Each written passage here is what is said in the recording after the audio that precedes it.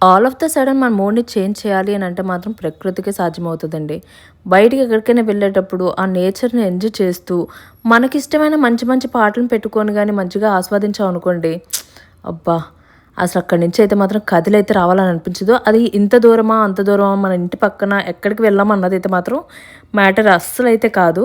అంటే ఆ టైంలోని మనం వెళ్ళిన టైంకి అక్కడ ఎంత పీస్‌ఫుల్‌గా ఎంత బావుంది అన్నదైతే మాత్రం పాయింట్ కదా! ఇవాళ ఎక్కడికి వెళ్దామని ఆలోచించుకునేటప్పుడు కూడా ఇంత ఆనందంగా లేను గానీ, అక్కడికి వెళ్ళేసరికి మాత్రం వర్షం పడకుండా ఇలాంటి ప్లేస్‌లో ఇలా ఇంత బాగా ఉండడం అయితే మాత్రం చాలా అంటే చాలా బాగా ఎంజాయ్ చేశాను.